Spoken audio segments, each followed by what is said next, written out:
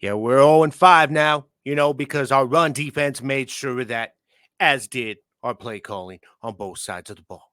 So we're 0-5. But you know what? I feel it, man. A win is coming, and it's coming soon. Hey, welcome to Hellraisers podcast. Let's raise some hell.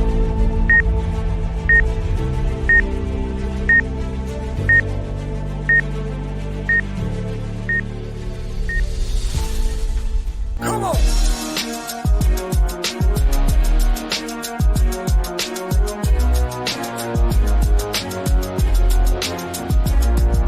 It's game time, but then it's more than a game. Yeah, it's my time, I'm steady moving the chains. We the kings, baby, but yo, we rolling, strolling. Ain't nobody gonna take the throne that I'm holding. I'll be bringing the boom in the southwest sun, or we can do it at night, but there's no way you can run. I'm breaking bones, like the music busting them amps. When I hit the end zone, fans are rocking the stands, cause I'm a sure bet.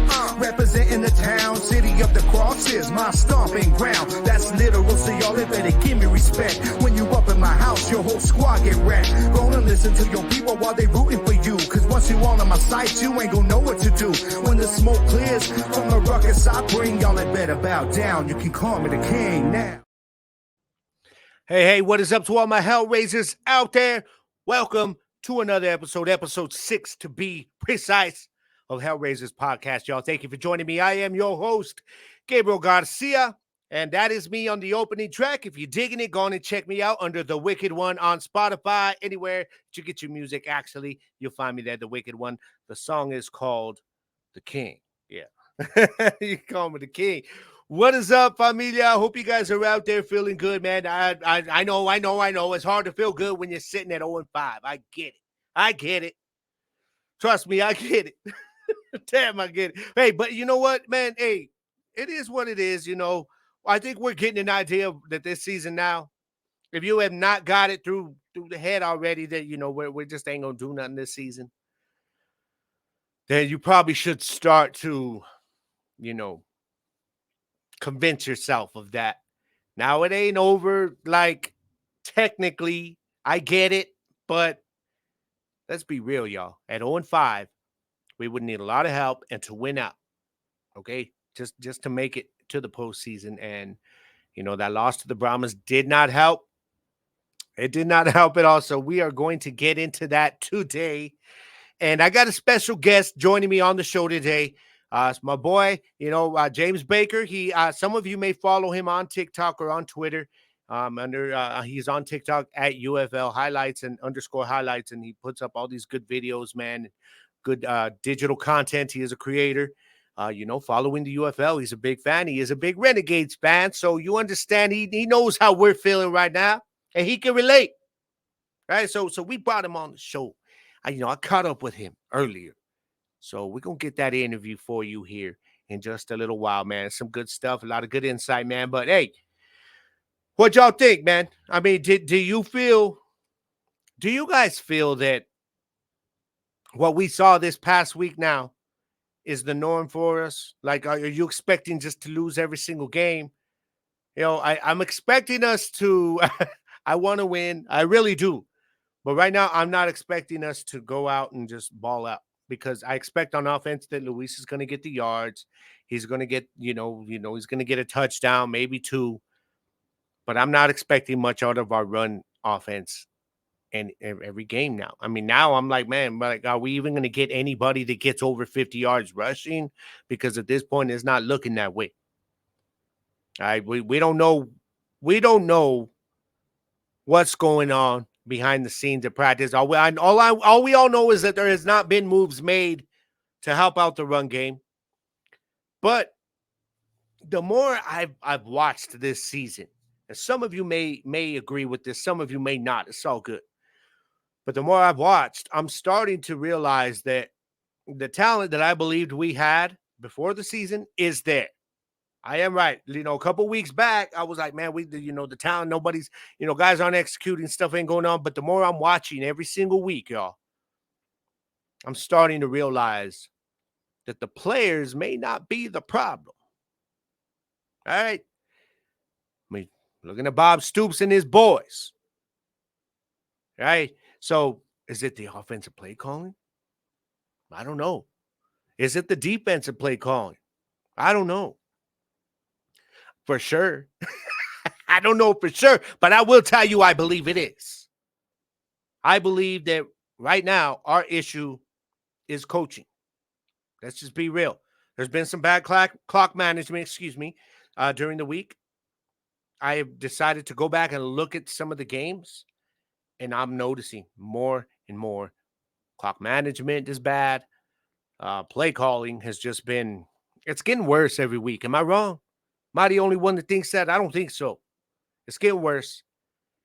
And I'm starting to believe without more of these moves being made, moves that could have been made before we were 0-5, bringing in new players. I'm starting to believe that Stoops is maybe on his way out. Is that too much? Some of y'all might be yelling at your screen right now like, this fool is stupid. He don't know nothing. Well, that's what I think. That's what I think. So I decided, to take to social media with a little sound off this week and ask some of you. All right. If there was one change you can make with the squad right now, coaching, players, scheme, etc., what would it be? So let's see what all of you had to say. Now, I didn't put it up. If you're watching on YouTube, over on United Football Media, shout out to all my counterparts, United Football Media, Brahma Bullpen. Yeah, man. Hey, thanks for taking it easy on me, bro. Okay. Great episodes this week, man. But thanks for taking it easy on me on your recap episode. Straight up, man. But yeah, so shout out to all my boys, man. If y'all got friends that are fans of other teams, y'all need to lock them in to United Football Media on YouTube. We got all the good content and podcast shows out there, y'all. We got one for every single team. So y'all be ready to ride with us, man. Y'all tell your people about it. Ride with us. Let's grow. Let's share it all. All right?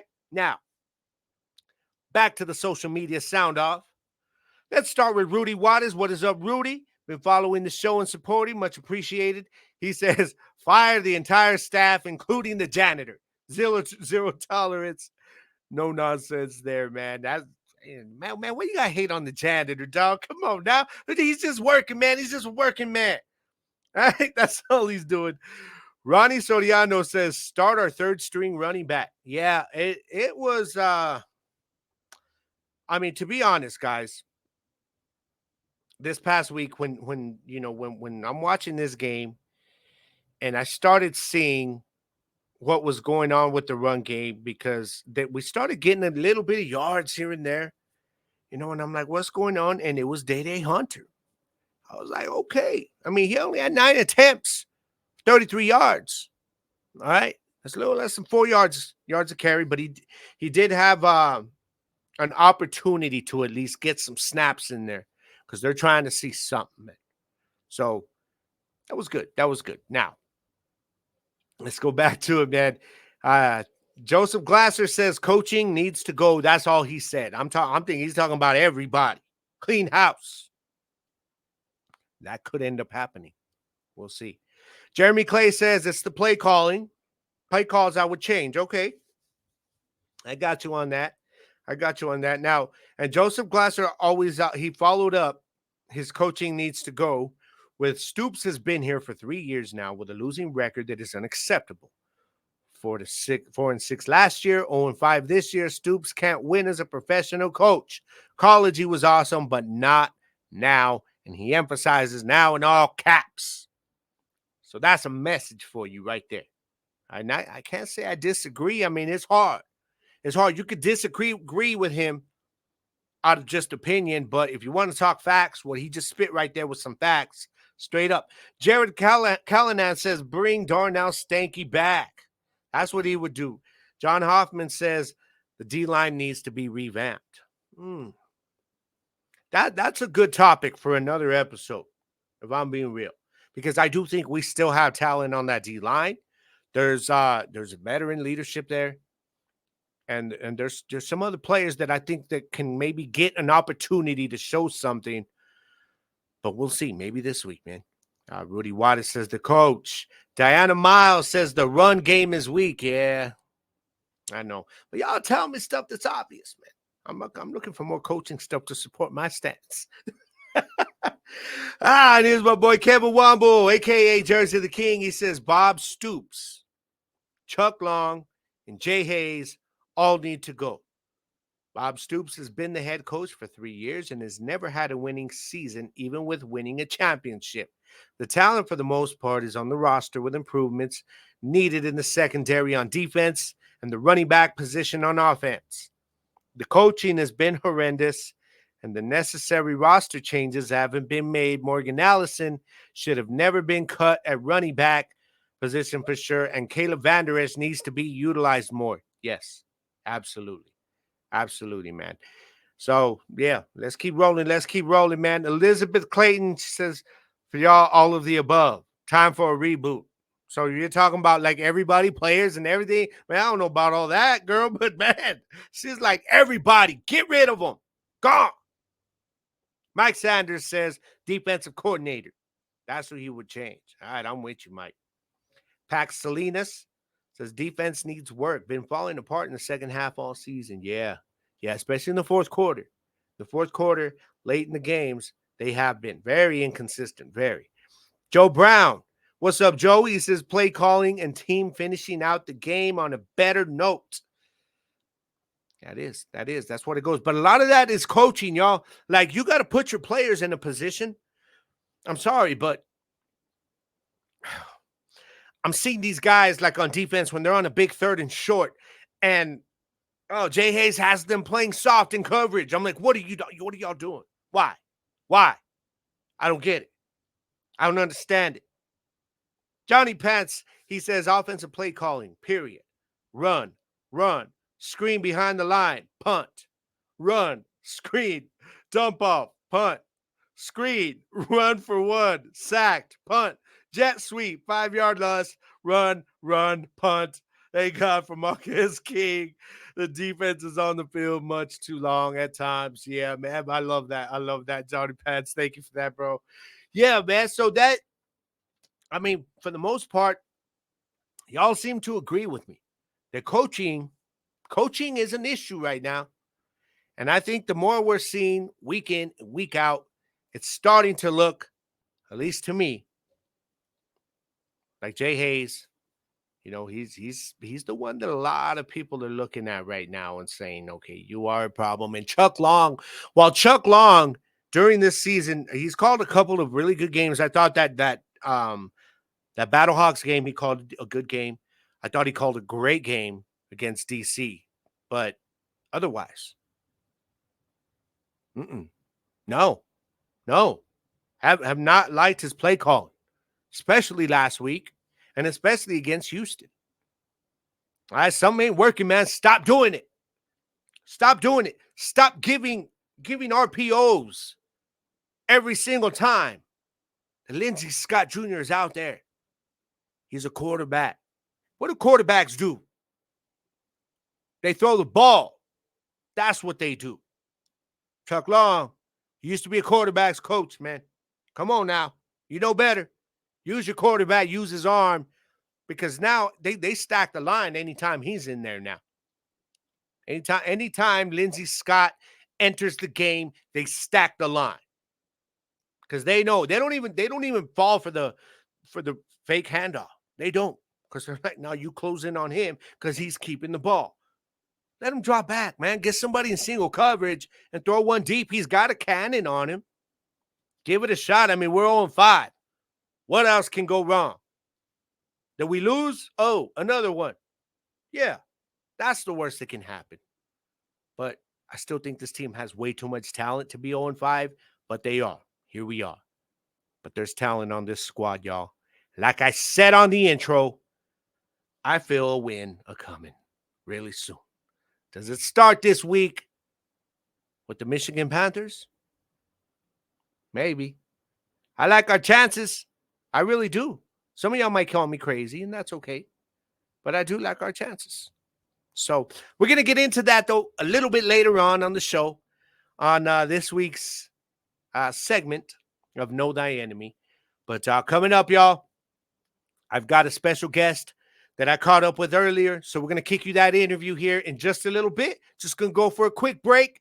And when I come back, man, I got my boy James Baker about to spit some game to you on the UFL, y'all. And he's good, man. So y'all be ready for that, all right? Don't go nowhere, Hellraisers. Thank you for joining me again. Let's keep rolling on and let's keep raising some hell. And don't go nowhere. We'll be right back, y'all. Welcome back to Hellraisers Podcast. All my Hellraisers out there, where you at? Holler at your boy. I am joined right now by a special guest, y'all. Some of you may follow him on Twitter. Some of you may not. And if you don't, then you got to change that right now. Yo, everybody, give it up for my boy James Baker. If you've been on TikTok, he throws out some of those UFL highlights, man. Puts together some of that content out there, which I just saw your AJ McCarron one, bro. And that one was dope. Dig that, man. So how you doing today, bro? Thanks for jumping on the show. Doing good, man. Thank you for having me. Longtime fan of the show. Being at 0-5, we need all the Renegades fans we can get. So love what you're doing. Having a good day. I got to be honest with you, man. It's not easy, doing a show like this when your team just is not winning ball games, man. It's like, okay, what do I got to do with this coming week, man? I can't even brag about a win or nothing like that. So I'm hoping every single week it's like, it's coming this week, man. It's coming. I think both you and I have some tweets from before the season we'd like to take back right now. Yeah. Yes. Yeah. Oh, I tell you, man, I have another podcast called Gridiron Nation, and on this week's episode, I was talking about it, and I said, man, like y'all heard me all week, all off season. I was talking so much trash, man, and I was just like, okay, I kind of need to go back and maybe edit some of that out so people can't bring that back on me, man. But for real though, man. So tell everybody a little bit about what you got going on, man. Yeah. So back in really January, like early January, right before the merger was announced, I've been wanting to get into content for a long time. Started off when I went through college. I was actually a sports anchor for North Texas Television. So I had some on TV experience, had some experience in the production room. But now, I finally graduated college, and so I have this thing called time. Because before, studying, or working, or sleeping, those are the three things I was doing. That's it. And so I was like, this merger's happening. There were a couple names being floated around, but UFL was the one which, I felt it in my gut, as well as most people. It just felt like a solid name. And I was just like, I got to hop on some type of username. And so first thing that kind of came to my mind, well, I tried the league and I tried all the teams. Cause of course, I know a couple guys which got the team handles, and I'll keep them secret. But I was able to get UFL highlights. And at the time it was great because neither the XFL or the USFL were posting anything on TikTok. And it's the fastest growing social media site right now. In fact, I think it's about to surpass Facebook in just monthly active users. And we've seen businesses get launched off that platform all the time. Literally, I know it's more of an entertainment aspect, but the Savannah Bananas, they weren't filling stands at all. And then now they're going on tours in MLB stadiums. Yes. Mostly through TikTok. Yeah. And so I saw kind of the market there, and then started just doing recaps. I wanted to go through every single player. And so far I've done QBs, running backs, wide receivers, and tight ends. And then had some computer issues, but next up are O-line, D-line, and then rest of defense. And it kind of popped off within 3 months, hit about almost at 6,000 followers. So things have been going pretty good there. And then just got some more equipment. So just kind of trying to step up my game a little bit. Yeah. There you go, man. There you go. And now, what do you think of all this stuff that's going on with the whole TikTok thing, man? Do you think it's actually going to get banned here, or you think they're going to find a way to keep it going? Because, like you said, it's so big, and there's businesses, nationwide businesses that use it. Like, what are your thoughts on it, man? I think that all parties are going to stick to their guns until it's a game of chicken.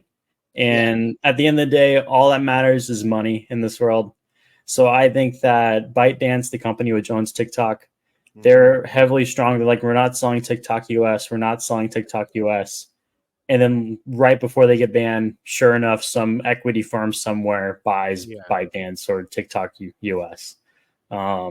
I just think that it's going to be a whole battle in court, and we're going to waste so many resources, and we could be spending our time on so many bigger things. Yeah, I agree, man. I agree. And you talk about the TikTok thing. Like, I had my Gridiron Nation show for 2 years, and I was not doing anything else except for Facebook and then some Twitter. And it was my nephew. My nephew's the one, like, Uncle Gabe, are you on Instagram? Are you on TikTok? And I'm like, no, I'm not. He goes, you got to get on. I tell him, nephew, I'm not. I just don't have time. I don't do. He goes, you got to find the time. You got to figure it out. He goes, because that's where everybody is at. And it's true. I started doing my reels and stuff. And so I posted on there. And yeah, it is. It gets a little more attention on TikTok. So I definitely agree with you on that. That was kind of the key aspect I wanted to touch on. Because, like, I knew, like, there's a lot of podcasts for diehard fans. And, like, I love it. I watch so many UFL podcasts and have so many friends that run podcasts. But for the UFL to survive, we need casual fans. Yes, fans which are tuning in to watch highlights, tuning into a game or two. But they're not like us where, they're, every little thing. They know the long snapper's cousin. Yeah. But so I was trying to make all my videos, like, I was like max 2 minutes. It was like, in 2 minutes is even pushing it. If you can have like a 30-second clip that gets to 10,000 people, it's better than a 2-hour clip, which gets to, 20.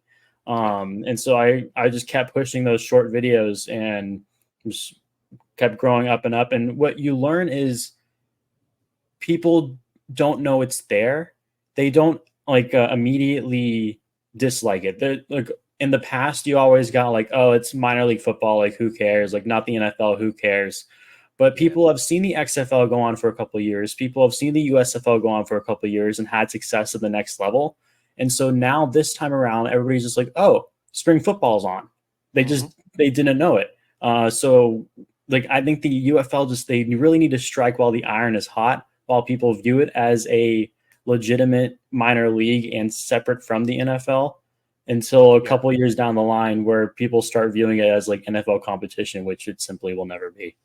Yeah, and I agree. And I love that you said that about the casual fan, because I have been saying that since last year.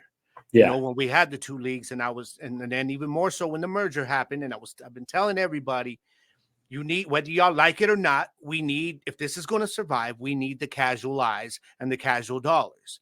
And I tell people that's because, the hardcores like us, it's cool. They've got the hardcore following, but it's not enough to survive in the long term.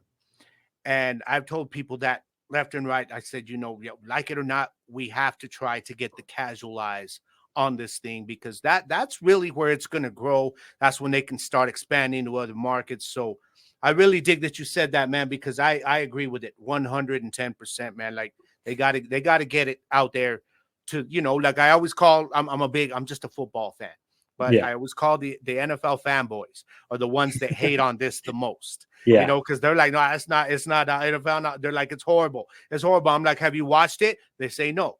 And I always, or their big thing is they always say, well, I watched it for 5 minutes and there's nobody in the stands. And that goes back to a whole other conversation I had with a friend of mine, when I told him, like, they're talking about, don't complain about the attendance. Don't complain about the attendance. And I'm like, well, we kind of have to, because the casual dollars are not going to come. If they see that we can't even fill the stands, unless you're watching a St. Louis Battlehawks game, then you're probably going to get, like Arlington this week, they had 10,000 people there, which most of them were probably from San Antonio. But either way, like, when you watch it on TV, the stadium's so big that you can't really, it looks like there's not 10,000 people there. Yeah. It's definitely a fault with, most of the stadiums in the UFL outside of DC.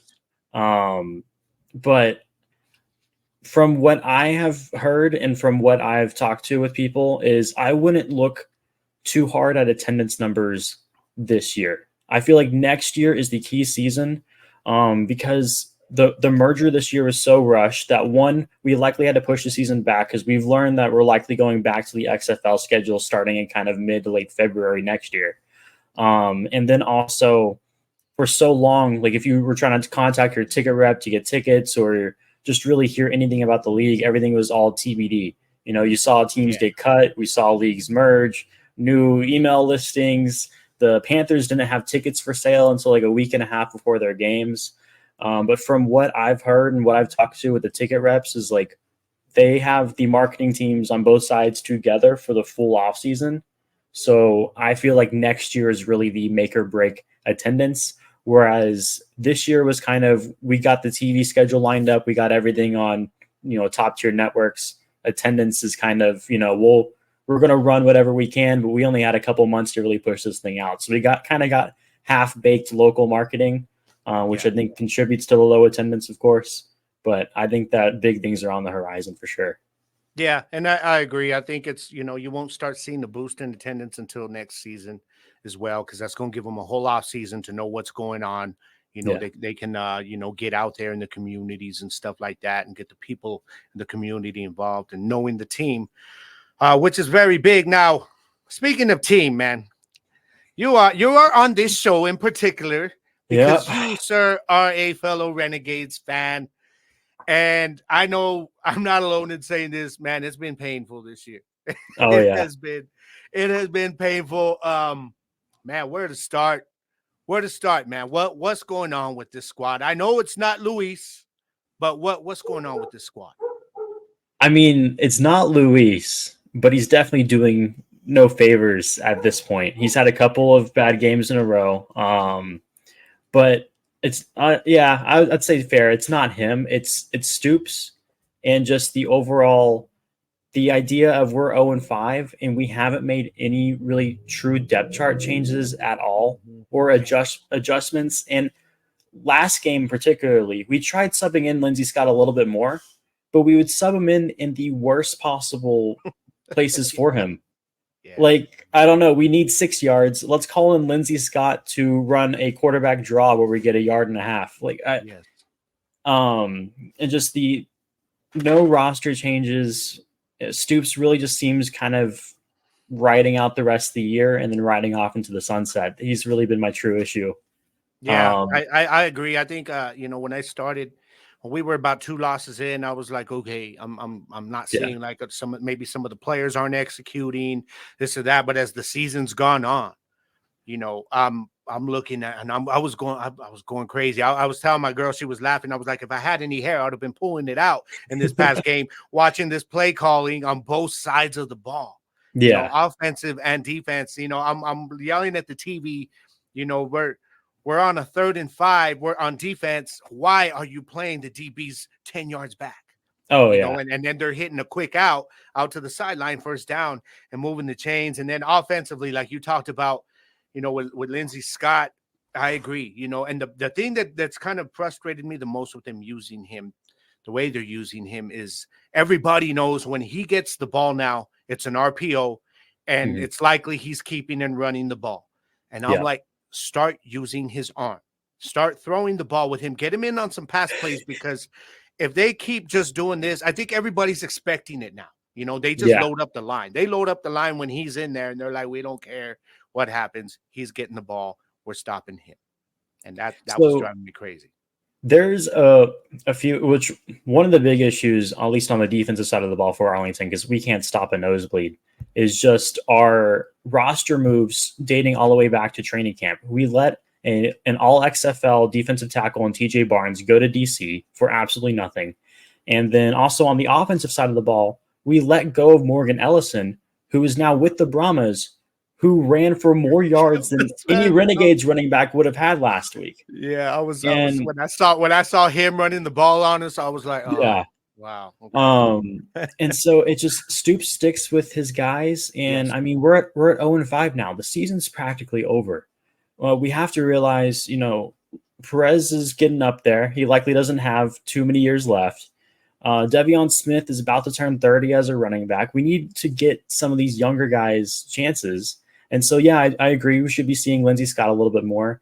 But I've been a big proponent. I'm not sure if you've seen, but I really want Holton Ahlers, our quarterback 3, to get some reps in, because I feel like he is a good blend. One, he was a 4-year starter at ECU in the AAC, which is a higher level than either Lindsey Scott or Luis Perez played in college. And he played 4 years well. Then went off to Seattle in the preseason, played well there. And I get that he's a lefty, but Isaiah Winstead was his receiver in college at ECU, and also Noah Henderson on the offensive line blocked for Holton at ECU. there's too many connections there. And I mean, 5 weeks in, and the guy hasn't even gotten a single rep. Yeah. I feel like that is strange to me as well, especially being that we're at, like you said, now at this point now, the season's just about over. Now we got to play for some pride. We don't have to settle finishing last at this point. We can at least kind of try to finish in the middle if we can. But I'm with you on that. I've heard a lot of people talking about Ehlers, and I'm just like, well, a couple of weeks back, I was debating with people who wanted him then when we were 0-3, and I'm like, man, come on, Bettis is still doing what he can. At this point now, though, we're not playing for nothing. So I'm with you. Let's start getting ready for next year. Let's see who's going to be here. And it drove me crazy, this whole thing with the more you brought up the Morgan Allison thing, and I was like, when I saw him get released, I was like, oh, okay. It was a head scratcher for me. Yeah. And I couldn't figure that out. And the offensive play calling is really just killer on this team, because when we've seen Perez put up all these numbers, but it's also because we have so many weapons. We have an all XFL wide receiver with Deontay Burnett that we all added with all USFL tight end Sal Cannella. We still got Javonta Payton. Lawan Winningham was making like OBJ grabs last year. And then, like I said, Isaiah Winstead, who is one of the fastest players in the entire league. I think he hit like 23 miles an hour on that first ever touchdown. Yeah, that's right. He did. And even on the big pass to Javonta Payton last week against San Antonio, you saw he had to adjust. Perez underthrew him. Yeah, he did. And he did. I don't know. There's not too many good things to say right now, and so it's a difficult. It's hard, man. That's why I tell you, as a podcast host for the Renegades team, it's hard, man. I'm trying. Yeah, but I'm just the talent is there. I even think on the defensive side of the ball, because like Donald Payne was an like early season like defensive player of the year candidate for me. I was expecting big things out of him, and I know he's a talented guy, but we have not seen it this year from anybody on the defensive side either. And so I don't know if it's Beasley, the first 2 games, Vic Beasley had the 2 sacks, so it looked like he was going to come on and start having a big season. And he's been quiet since. Yeah. And then we had Redmond with the 2 sacks a couple of weeks ago, and then he's out last week. And then I've been wondering, okay, maybe some help in the secondary, but it never came. We see all these teams making moves, signing players, and we just saw that Arlington is bringing back Joe Powell. First of all, my first thought was, oh, good, but too little, too late. What took so long? I think too little, too late. And then also, like I said, we're 0-5. We need to be getting young guys a chance. And Powell's in his 30s. I mean, he was coming off. He was a coach in the NAL. And that's a move that you make, like you're saying, like if you're in it, like we're in it. Yeah, exactly. And I think at this point, I'm with you. Let's start seeing what we've got with these young guys. I want to see more of Lindsey Scott. Let's bring in Ehlers too. I get it. Pettis is, but let Pettis try to mentor these guys. You're going to be the king of spring.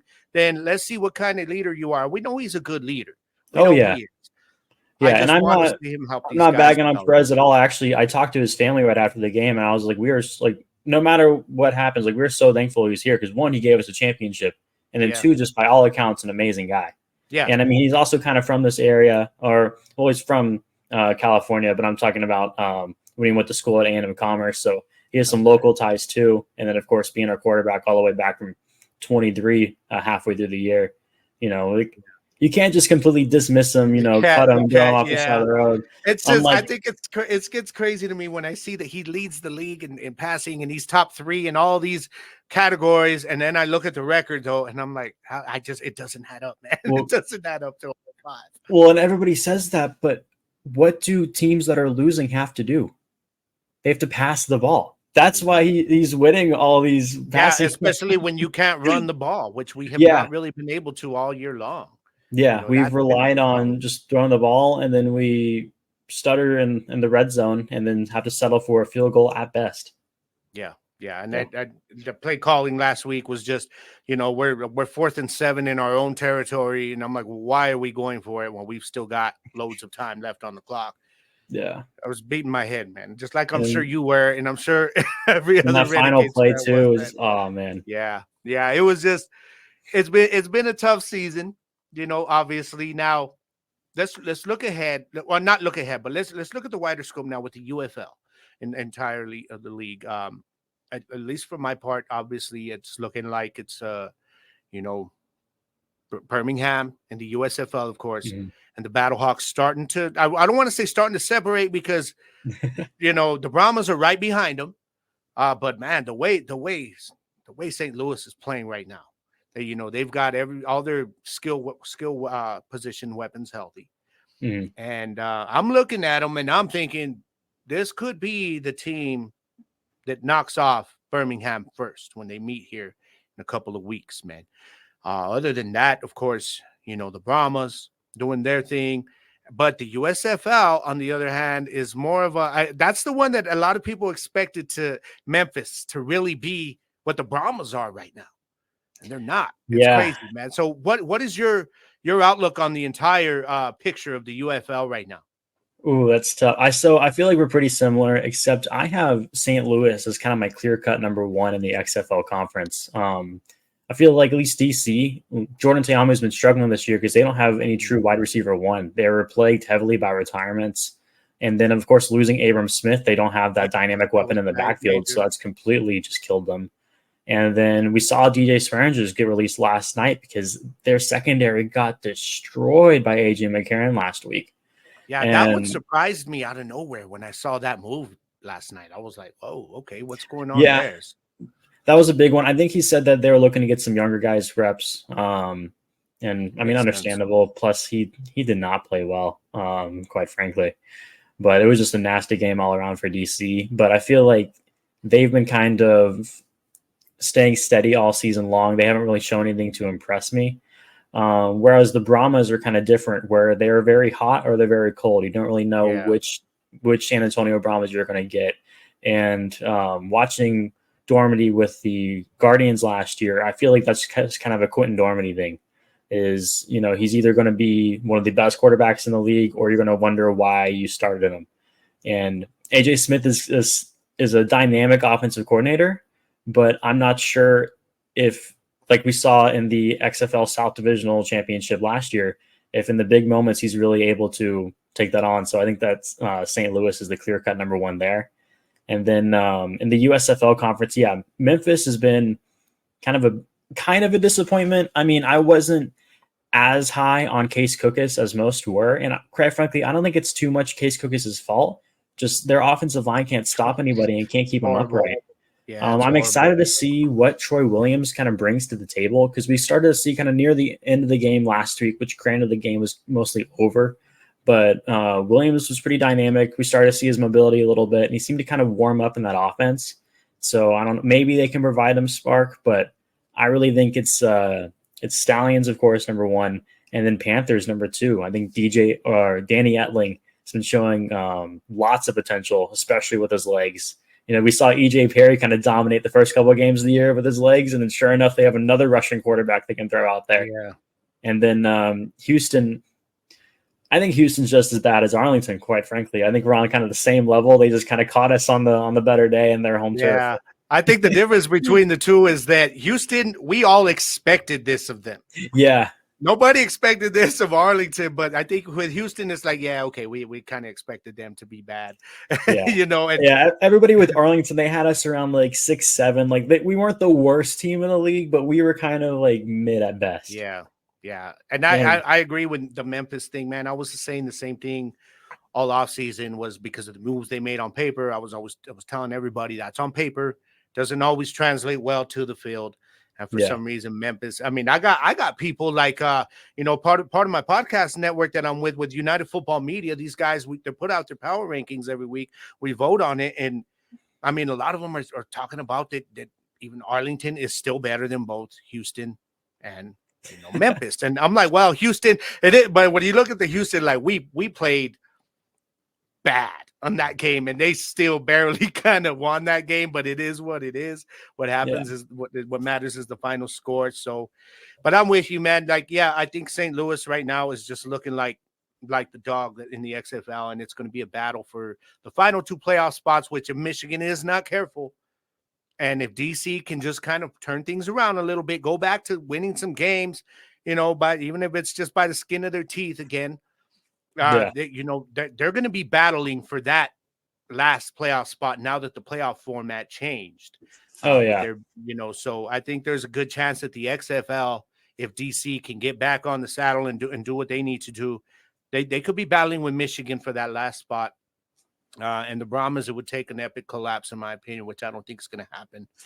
You were talking about the play calling with them. I think last week against the Renegades, I think everybody that watched that game knows that it was not a pretty game for the Brahmas offensively. I think what it was that run game just kind of killed us, so it kind of made it a little easier for them in terms of the offensive play calling. Of course, I wanted that game after what AJ Smith was talking before that, but I was like, come on, man, give us this game after that. Yeah, I actually got a chance to ask Donald Payne about that after the game, and he just kind of laughed. He was just like, "Yeah, people are going to talk, can't help it." Yeah. But it was funny. All right, man. So now, real quick before I let you go, man, we got the Renegades taking on Michigan this week. Now that the Michigan offense doesn't scare me too much, but that defense, when that defense is on, they are wrong. So I'm a little worried, but I always got to pick my Renegades. I always have to believe that this team is capable of winning. Oh, same here. Yeah. So give me your thoughts on this game this weekend. Oh man, unlike you, I am actually deathly afraid of Michigan's offense because we can't stop the run to save our lives, and that's all they can do is run. I mean, West Hills may score 4 touchdowns on us, but even if they're not scoring touchdowns, they still have Jake Bates at Ford Field. So as long as they're past midfield, they already have points.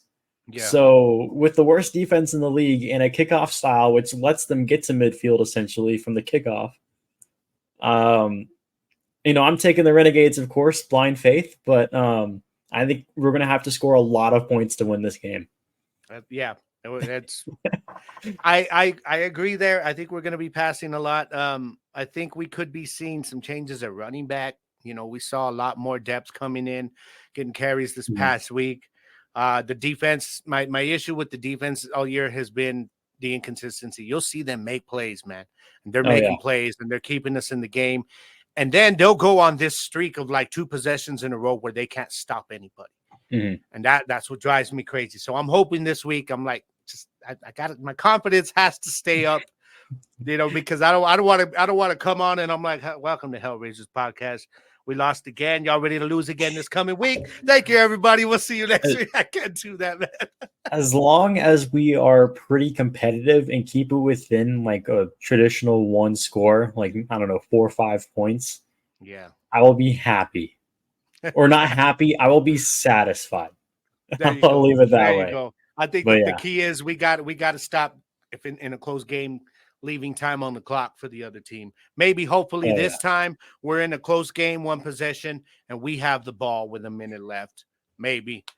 Who knows? All I know is we cannot let Jake Bates hit another 64-yard game winner on us. Oh, please no. Because we can't go 3 games out of 10 with losing on game-winning field goals. We just can't. Let's not do that, man. My heart can't take it. Hey, James. Thanks again, man, for jumping on. Hey, do me a favor, man. Let everybody know where they can find you. I put it on there for you, but go in and holler out for everybody who's listening on their headset or something, man. Let them know where they can find you. Check out all your highlights. Gotcha. Yeah, you can find me at UFL_highlights on TikTok, and then also on X or Twitter, whatever you call it, at James Baker UFL. There it is, y'all. James, thanks again for joining. Hey, man, anytime you want to come on and talk some Renegades football, you know how to get in touch with me, man. You just let me know. We'll bring you on, man. Definitely loved the knowledge and the insight today, man. Much appreciated to you, not just from me, but from all my Hellraisers here at Hellraisers podcast, brother. It was dope. No problem. Thank you. Thank you for having me on. Thank you, brother. And hey, y'all, I'm going to hit one more commercial. Be right back. Hellraisers, don't go nowhere, all right? It's time I get in the game, forget the money and fame. Stay ready, making sure that they'll remember my name. I got a hunger inside when the numbers are tied. Yo, I'ma turn it up a level, never will be denied. Welcome back to Hellraisers podcast, y'all. Hope you guys were digging that interview. Thanks again to James Baker, man, for coming on, providing some insight, from a fellow Renegades fan, man. So y'all go on and check him out on TikTok at UFL_highlights, man. Check it out. Share the content. It's definitely dope. All right, man. So let's keep rolling. Let's keep rolling because it's time to get into a little thing that I like to call Know Thy Enemy. Yeah, that's right. It's time to talk about the Michigan Panthers because we know what's coming this week. You know, we do. And by the way, really quick, okay, before I jump into that, I didn't want to get past this. We talked about the Renegades and Brahmas game, you know, when I was talking to James, and I just wanted to put out there, forgot to put out there, my Renegade of the game for this past week was wide receiver Javonte Payton, 7 catches, 119 yards, 1 touchdown. Guy had himself a game. He did what he could. All right. So gotta give him his flowers for that, man. I know he would have rather had a win than the stats. I'll tell you that much. So, but anyways, back into this segment of Know Thy Enemy, Michigan Panthers. Let's talk about it, y'all. Let's talk about it. Now, they've got the number 5 overall rated offense. Okay, when you look on the other side, that offense will be going up against the Renegades, who, not surprisingly, have the number 8 overall defense. We are at the bottom of the barrel on defense, y'all. And something's got to give. Something's got to give. When you look at their passing offense, okay, now I'm going through their offense versus our defense right now. They have the number 7 passing offense in the league. Okay, so their passing offense has not been great. They begin by with defense. You know, the quarterback will make plays when he has to. The kicker scores all their points. And of course, West Hill's running that ball, but so, you know, offensively passing, not too great. And then you look at us defensively, we are number 5, just below, around the middle of the pack in pass defense. I think it'll definitely help if our pass rush can get there this week. So that's going to be interesting. Now, I talked about Michigan's run game, the number 2 rushing offense overall in the UFL right now. And when we talk about, we all know, but I don't even have to tell y'all that we're at the bottom of the barrel in rush defense. Okay, number 8 overall rush defense in the UFL for the Arlington Renegades. So this is one thing that's going to play a big part in this game, y'all, is that if we have got to be sure to get off the field. We cannot put them in these 3rd and short, 4th and 1 situations.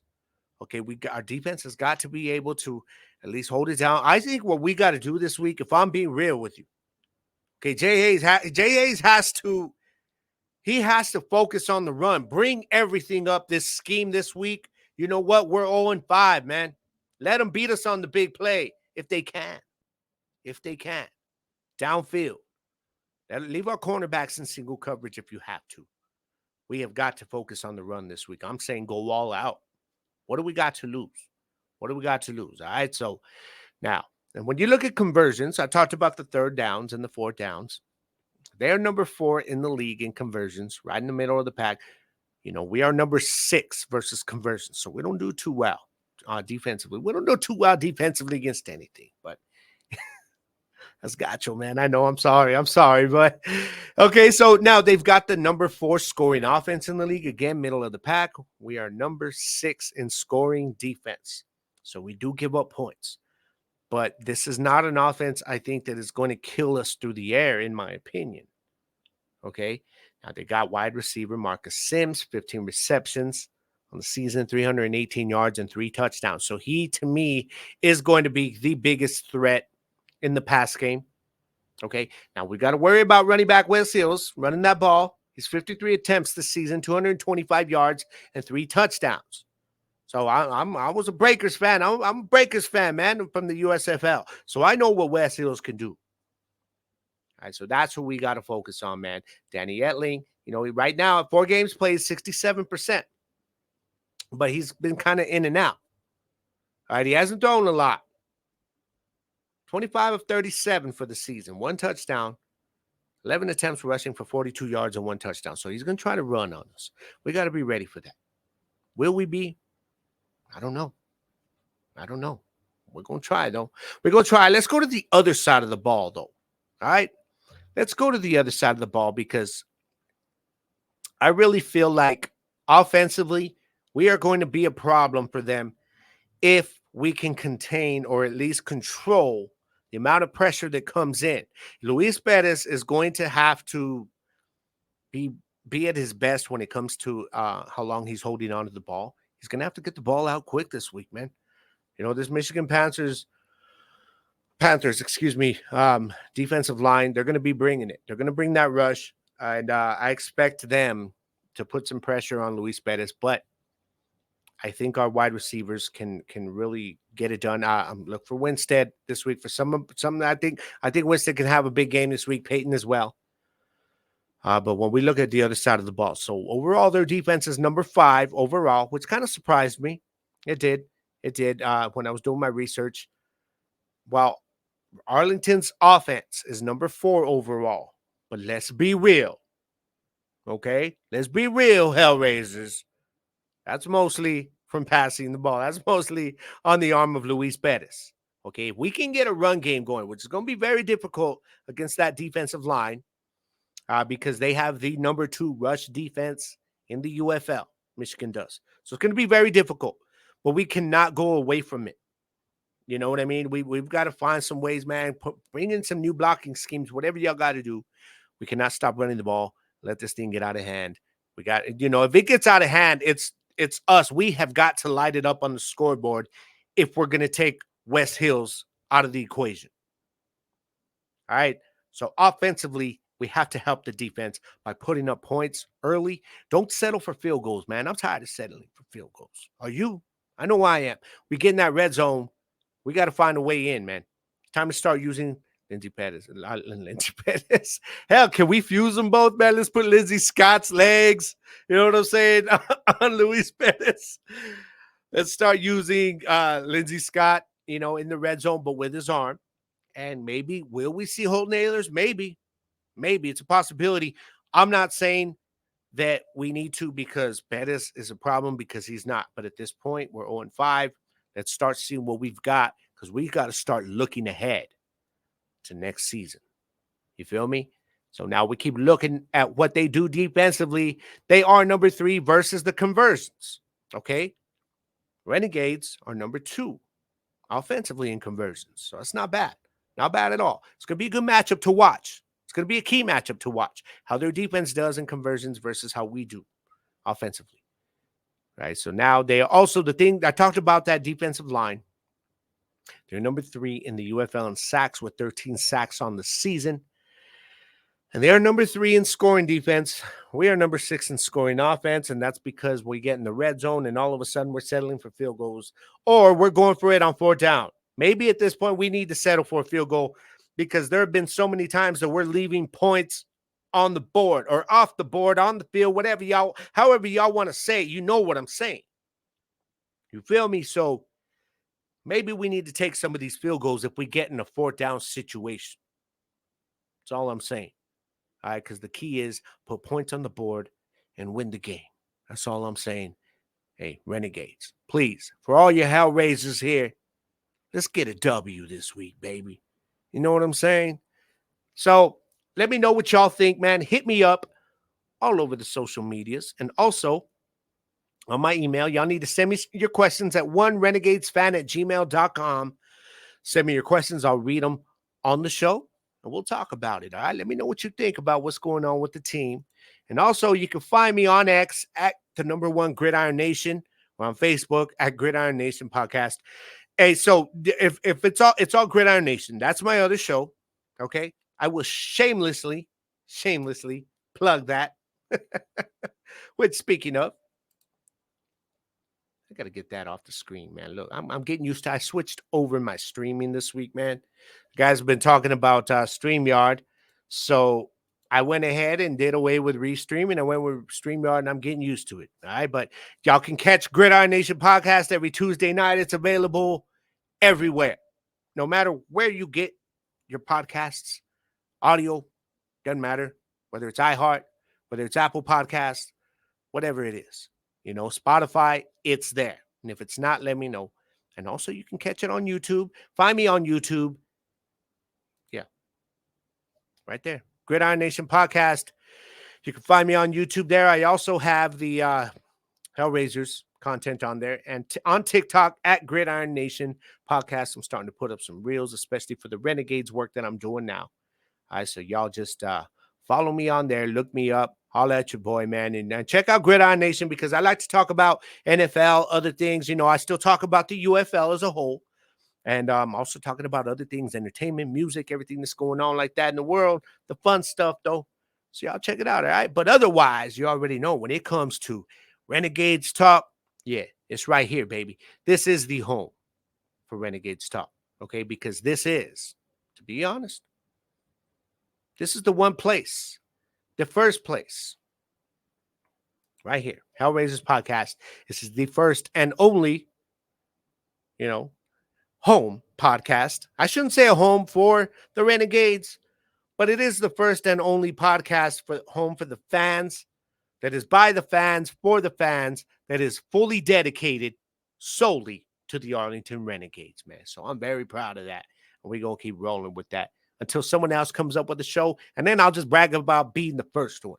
You feel me? But I need y'all to keep rolling with me. Let's grow this thing, man. Y'all be sure to follow the United Football Media, okay? They can check out all the shows, y'all. Share them. It's great content. My boys are out there doing their thing, man. Everybody's putting on a good show every single week, no matter what team you follow. Okay, so y'all be sure to check out all the shows from United Football Media. Now that I'm setting up all my new stuff. Y'all see my banner back here. I'll actually be lifting that up for next week's show, and that'll be the backdrop. Of course, along with my boys from Run DMC back there and Biggie standing there in the white suit, along with my little tidbit right here. So big things, man. Big things going, y'all. And I want you guys to be sure to just keep rolling on, man, and following the show because I want you guys to be a part of this as well. The more y'all follow, share it, the bigger we grow. You know what I mean? And we can't do it without each and every one of you guys. So just be sure to remember that. All right. Now, two defenders we got to worry about this week. Frank Ginta, 32 tackles on the season, and another guy I'm very worried about, okay, especially as much as Luis throws the ball, as we do offensively, it's free safety Kai Nakua. Yeah, 29 tackles, 1 sack, and 3 interceptions on the year. Just keep those names, okay? And hopefully, I'm hoping, that the announced team on Sunday keeps their names out of their mouth because if they're not talking about them, they're not making plays. You feel me? So that's all I'm going to say about that.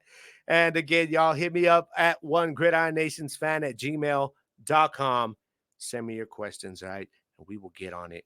Definitely read them next week. Now, before I head out, guys, just one more time, I wanted to go to the social media, because I put out the question this week, guys. Then I wanted to know the same question I ask every single week. Where my Hellraisers at, man? So I wanted to know where y'all are from. We've got some new people added on to the group on Facebook. Renegades Fan Nation. Go on and find it. Become a member. All right, share all the content. Follow it. So let's go to it, man. Jimmy Hanna out of San Antonio. What is up, Jimmy? As I ask where are my Hellraisers at? Nicholas, he says, Deming, New Mexico. What's up, primo? Deanna Miles says, Haltom City, Texas. What is up? Angel Gallegos, my boy out there in Hobbs, New Mexico. Much love and much respect to you, carnalito. My boy Kevin Wambo, a.k.a. Jersey the King, out there in Las Vegas, New Mexico, supporting not Las Vegas, Nevada. Sorry, we got a Las Vegas, New Mexico, too, though. Yeah, but ain't nothing like your Vegas, man. Ain't nothing like that. Supporting the Renegades all the way out there. Steve Garcia. He says Decatur. All right. Luis Santos, Mesquite, Texas. Kerry Lester, Oklahoma. Ted Hubbard. He's following all the way from Little Rock, Arkansas. What is up? Bobby Copeland, all the way from G-Town. D. Woodyard from Dallas, Texas. Much respect. Pax Salinas out of Arlington. Hometown for the boys. I respect that. Yeah, definitely. Joseph Glasser says South Carolina, Mississippi, and Fort Worth, Texas. I'm assuming he's all over the place or he's been all over the place. It don't matter because you can follow the Renegades from anywhere. You ain't got to be in Texas, baby. I'm in New Mexico. You feel me? And then Jason Cano says Hazlet, Texas. Becky Duffield says Arlington, Texas. Close it out with Jason Peter out of Frisco, Texas. Much respect. to all my fellow Hellraisers, especially y'all out there in Texas, man, holding it down, going to the games every single week when some of us cannot be there, man. It's all one love and it's all respect. So it's time for me to get up out of here, baby. I am an hour in, man. It is time for me to roll. That concludes this episode of Hellraisers podcast, y'all. But hey, before I go, I just wanted to make sure to put it out there that yes, the team continues. They continue to face adversity. I get it. They do. And they also continue to, they're trying to win, baby. The players, the effort is there. I know the effort's there. We all know the effort is there. Okay? Just need some better coaching. All right? And hopefully we get that this week. A win is coming, guys. Be confident. I am. I feel it. Okay? My confidence is never waning, baby. Never. So, hey, Hellraisers podcast. Thank you all for joining me here this week. Be sure to follow everybody at United Football Media and go on and download the Fuel Network on your Roku and Amazon devices. You can catch on the Fuel Network. You can catch all my shows on there, Gridiron Nation, as well as Hellraisers podcast. All right, every single week, y'all. Go on and check me out. All right. So I'm about to get up out of here. But before I do, no matter what life's going to throw at you guys this week, just like the team, I said, is battling some issues right now. We're going to battle issues on a daily basis. All right. It just happens that way. That's the way life is. But, you know, we're Hellraisers, baby. So what do you need to do? No matter what situation life wants to put in front of you, go on and walk in front of that situation. And hell, just raise some hell. You know what I'm saying? I am out, Hellraisers. I will catch you guys next week. Y'all be ready. It'll be up on UFM next Friday on YouTube, y'all. Episode 7 coming next week. And let's hope I am talking about a victory. My name is Gabriel Garcia. Thank you all for joining me. Thanks to James Baker, man. Y'all go on and follow him on TikTok and on Twitter, all right? I'm going to catch you guys next week. Hellraisers podcast, baby. I am out.